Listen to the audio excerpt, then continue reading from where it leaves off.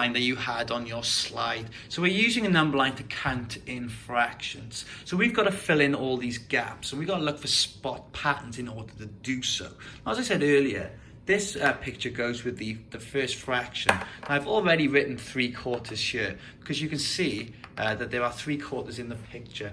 And next thing I can see is we have a mixed number or a whole number here of 2. Now because we are using fractions, I know that 8/4 is the same thing as 2, because 4/4 is 1, so 8/4 must be 2, which has now led me on to spotting something else. Here I think is going to be 4/4. So as a mixed number or whole number, that is 1.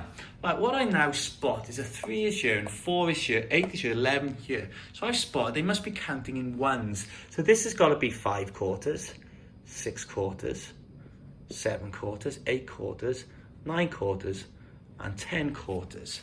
Okay, so I've spotted that pattern. I can see they're going up in quarters. So now I can do my mixed numbers. So we began off with 3/4. It hasn't quite made 1 yet, so it hasn't got a 1. But then we got 4/4, which is 1. So 5/4 is 1 and 1/4. So 6/4 must be 1 and 2/4.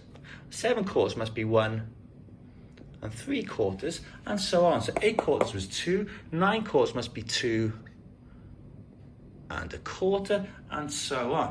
Okay, then let's ask you to complete the bar model. So for this one, it's 1, so we're dealing with quarters, so we got 4 parts, and they're all coloured in. Okay, the next one would be same again. Let me do it down here. Okay, so you'd have 4/4, but then because you've got another quarter, I need to bring another bar out, split down into quarters as well, just colour in one of them. So this here would show 1 1/4, and so on. So let's go to the last one. We've got 2 3/4, so it shows we've got 2 wholes and then a 3/4, or 11/4 as an improper fraction. So hopefully that's helped you to be able to complete the rest of the timeline, the number line.